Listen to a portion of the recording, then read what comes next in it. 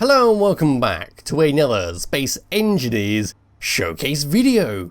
In today's video I am once again taking a look at one of your designs that you have linked me in the comments section of one of my videos. And if you wish to see something of yours shown on this channel, just leave me the Steam Workshop link somewhere and I'll eventually get around to it. But for today we're looking at a light exploration ship called the Rambler, and it's the Pinnacle edition, which is this lovely thing right here. So this is a fairly large ship that features everything you need to survive in survival mode, featuring 2 refineries, 2 assemblies, plenty of cargo space, so you can always go around and salvage any kind of wreckages you come across, mine asteroids and turn them into precious resources, and you could always do a bit of long-range trading thanks to its jump drives.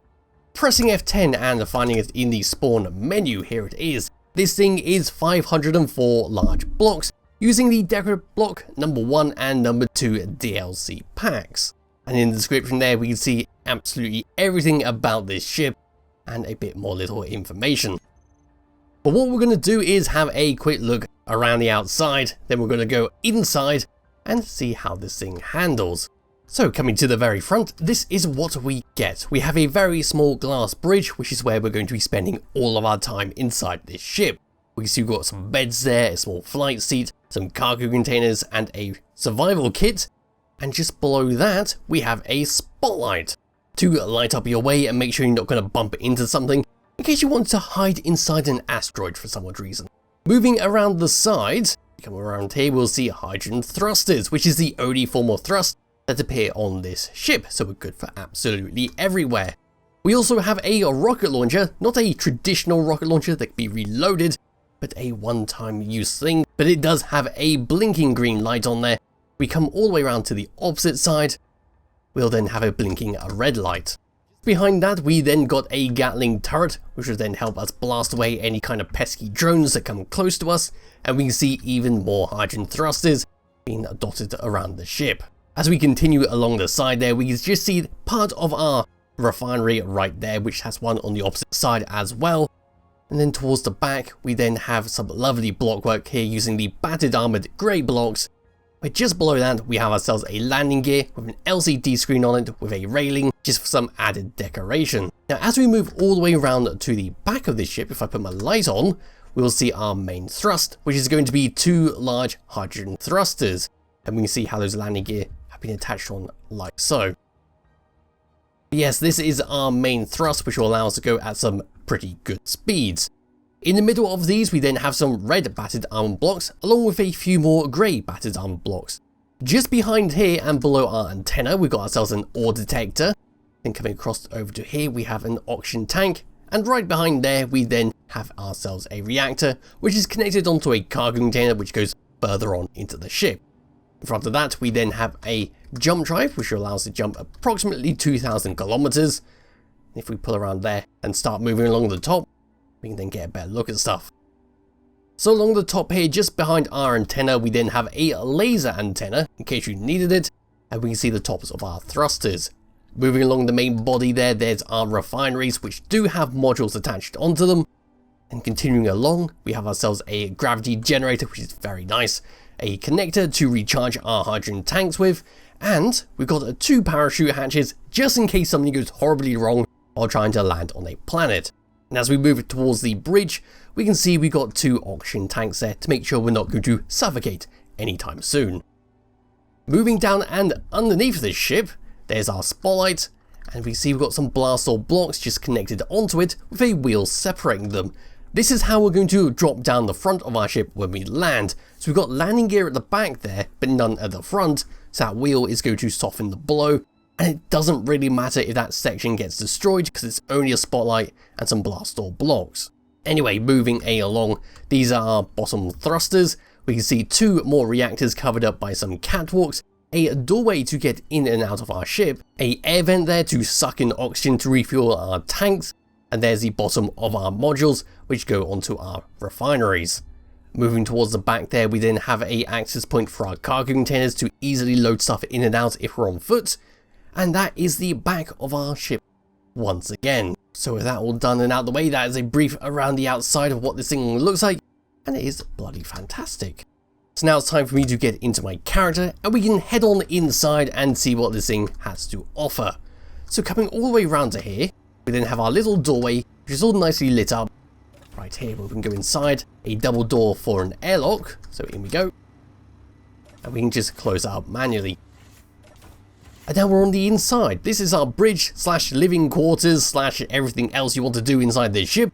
It's a very small area, but we've got a fantastic view all the way around. Behind us, we've got 2 cargo containers which we can use as an access point to put stuff in, to refine, to take stuff out if we assembled it, and all that. A survival kit which sits just above our doorway to recharge and respawn on. We can see the oxygen tanks from earlier, and we've got a little bed here to go to sleep on. Before we go in the cockpit, I will just go and open up this and come over to productions to show that we have 2 assemblers and of course the survival kit to build stuff with.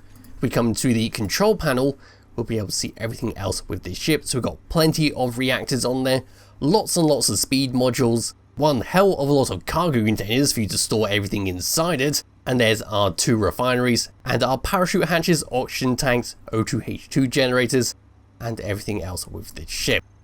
So coming around to here, now get into our cockpit, have a first person view, so we look around there, there we go, and then bringing up the HUD. So number 1 is to view straight forwards, and we can zoom all the way in if we wanted to, with number 2, 3 and 4 being for our jump drives. Pressing 2, we can jump 2,000 kilometers, which is bloody good stuff if you want to do some long range trading, and number 3 and 4 are to control the jump distance.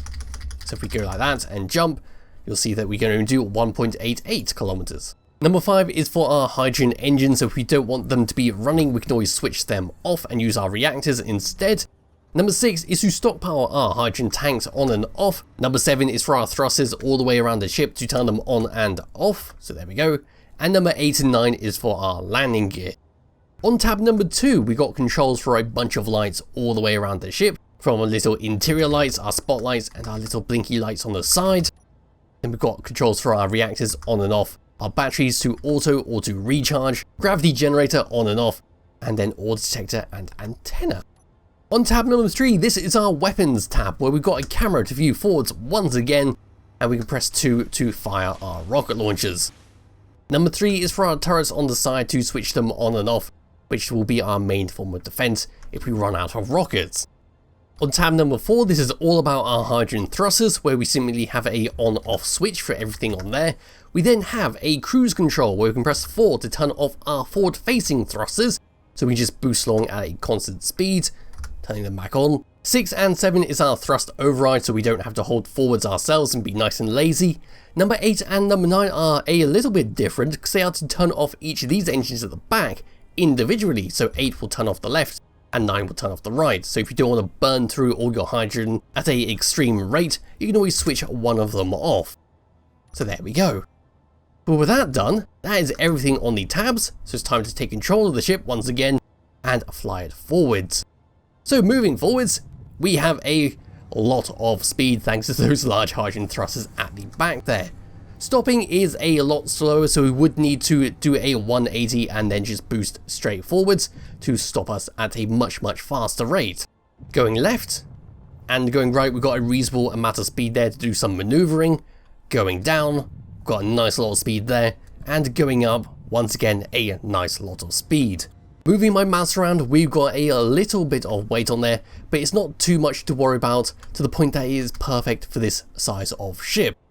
And if you don't like the sensitivity, you can always come into the gyroscopes and fiddle around with these until you're happy.